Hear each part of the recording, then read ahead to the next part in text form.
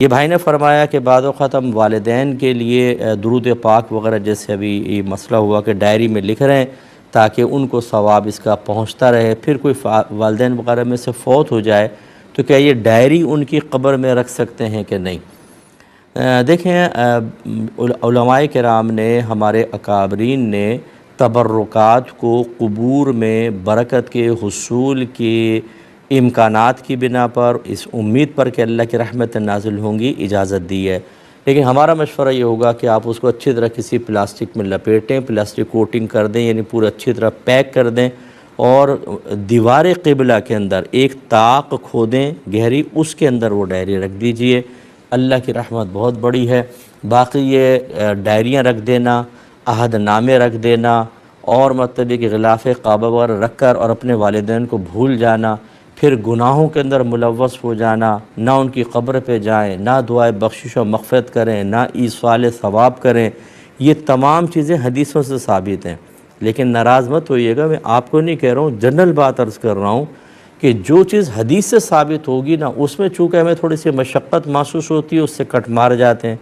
اور جو چیز عام عوام کے اندر معروف ہوتی، یہ کر دو گے ایک دم جنت مل جائے گی، یہ کرو گے ایک دم درجات بلند ہو جائیں گے۔ ایک کسی بزرگ کا واقعہ بیان ہو جائے گا کہ جی یہ چیز رکھ دی تھی تو ایک بزرگ نے ایسا ہوا تھا، ایسا ہو گیا تھا،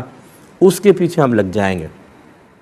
تو میں یہ نہیں کہتا ہوں کہ یہ غلط ہے، اگر یہ ثابت ہے، کسی بزرگ سے بھی فضیلت ثابت ہے، چلیں آپ کر لیں، لیکن جو قرآن و حدیث سے ثابت شدہ ہے اسے نظر انداز کرنے کے لیے ہماری طبیعت کیوں راغب ہو جاتی ہے، کیوں تیار ہو جاتی ہے؟ ہونا ہی چاہیے کہ اولاد اگر والدین فوت ہو جائیں نیک اور پرہیزگار بنیں، تاکہ یہ آپ کی تمام نیکیاں ان کے لیے ثواب جاریہ ہوں۔ گناہ سے بچیں کہ زندوں کے گناہ مردوں کے لیے باعث رنج ہوتے ہیں۔ ہر جمعے اگر ہو سکے ان کی قبر کی زیارت کریں، ان کے لیے کثرت سے ایصال ثواب کریں، اور ہو سکے کوئی بہت بڑا ثواب جاریہ کریں، کوئی عالم بنا دیں، مفتی بنا دیں، اس کی کفالت کر لیں، کوئی اچھا لیکن پڑھنے والا ہو۔ صرف یہ نہیں کہ آپ کہیں کہ غریب طالب علم کو میں دے دوں، بعض غریب پڑھ کے نہیں دیتے ہیں، اچھا پڑھنے والا اس کی کفالت کریں اور ثواب جاریہ بنائیں، یہ کام کریں، یہ بہت ہی بیسٹ ہیں۔ ایک بہن نے کویسچن کیا کہ ان کا بچہ 1 ماہ کا ہے، رات بھر روتا رہتا ہے، سوتا ہی نہیں ہے، فجر کے ٹائم آ کے سوتا ہے، دن بڑے آرام سے گزر جاتا ہے، رات ہوتی ہے پھر رونے لگ جاتا ہے۔ وہ کہتی ہیں کسی نے کہا ہے کہ اس کو کچھ چیزیں نظر آتی ہیں اس وجہ سے روتا ہے، کیا حکم شرع ہوگا؟ دیکھیں، پہلی بات تو یہ کہ اس کو چیزیں نظر آتی ہیں، بچے نے بتایا کہ چیزیں نظر آتی ہیں، یا اپنے پاس سے قیاس آرائی کر کے خواہ وسوسہ ڈال کر اپنی پوزیشن کلیئر کر کے اپنے آپ کو ثابت کرنے کی کوشش کرتے ہیں کہ ہمیں بڑی روحانیت جانتے ہیں، حالانکہ روحانیت کا مفہوم بھی نہیں پتہ ہوتا۔ آپ کسی اچھے ڈاکٹر سے رجوع کریں۔ بعض چیزیں ایسی ہوتی ہیں کہ ڈے کے اندر اثر انداز ہوتی ہیں، یعنی بیماریاں وغیرہ یا کوئی ماحول، اور بعض اوقات رات کے اندر ہوتا ہے۔ دیکھا کریں کوئی چیونٹی وغیرہ تو اندر نہیں گھس گئی ہے، بعض اوقات اور بچے کے ساتھ مسائل ہوتے ہیں، یہ آپ کریں۔ ہاں، یہ بھی اس کا میں انکار نہیں کر رہا ہوں کہ بعض اوقات جنات وغیرہ اثر انداز ہوتے ہیں اور تنگ کرتے ہیں، لیکن مطلب ایک کیسا جن ہے کہ رات میں آتا ہے، دن میں نہیں آتا،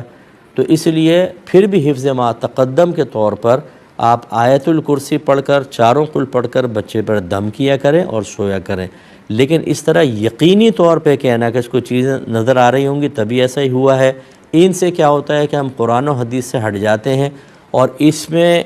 اس قسم کے لوگوں کو وسوسے میں مبتلا کرنے والوں کے لیے بڑی وسعت ہوتی ہے، بہت بڑا گراؤنڈ ہے، کیونکہ آپ تو جانتے نہیں، اچھا انہیں خود بھی نہیں پتہ ہوتا، لیکن اس طرح کی باتیں کر کے اب یہ روحانی مسائل ہیں، اب روحانی مسائل ہیں تو یہ ہیں روحانی اسکالر، اب ان کے پاس آ کر اب ان سے ہدایات لیتے رہیں، اور پھر یہ صاف کہہ دیتے ہیں جو یہ علماء ظاہر ہے نا مسائل بتائیں، ان کو نہیں پتہ ہوتا، یہ فقیروں کو پتہ ہوتا ہے۔ ان ایسے فقیروں کو میرے سامنے لے کر آئیں، میں ان سے چند کویسچن کرتا ہوں، اور ان کی روحانیت کے نہ ٹکڑے کر دیے تو آپ مجھے کہیے گا اللہ مجھے عجب و خود پسندی سے بچائے، میں ایک طالب علم ہوں، لیکن قرآن و حدیث کا علم اصل ہے۔ کہاں سے تم نے اپنے پاس سے چیزیں نکال کر لوگوں کو گمراہ کر رہے ہیں، وسوسوں میں مبتلا کرتے ہیں، انہیں اصل دین سے ہٹا دیا، ان کا اعتماد اللہ پہ نہیں رہا، رسول کی دعاؤں پر نہیں رہا، قرآن پہ نہیں، حدیث پہ، وہ آپ کو نجات دہندہ سمجھنا شروع ہو گئے۔ یہ کون سا آپ نے اپنے لیے ایک اسٹیج بنا کر کارنامہ کر لیا بہت بڑا؟ میدان محشر میں آپ پھنسیں گے۔ اچھا خود بیمار ہوں گے ڈاکٹر کے پاس پہنچ جائیں گے، اپنے بچے بیمار ہوں گے، بیوی کہے گی خبردار جو اس کو دم درود کیا لے کے جاؤ سیدھے فلاں ہاسپٹل کے اندر، اچھا لے کے جا رہا ہوں، کیوں نہیں کر لیتے گھر کے اندر؟ نہ لے کے جائیں کسی کو بھی، روحانی علاج کریں اپنے گھر کے اندر۔ کوئی گھر والا جو سن رہے ہیں، جو ان کی فیملیز مجھے اگر سن رہی ہیں، اگر آپ کبھی بیمار ہوں بولو ادھر ہی علاج ہوگا، نہ تم جاؤ گے نہ ہم جائیں گے۔ پوری دنیا کو آپ نے کہا ہوا ہے کہ بعض کہتے ہیں ڈاکٹر علاج چھوڑ دو، ہم سے علاج کرواؤ بس، اور مار دیتے ہیں آدمی کو۔ تو ایسا نہیں کرنا چاہیے۔ بہرحال تو دم وغیرہ کر لیا کریں۔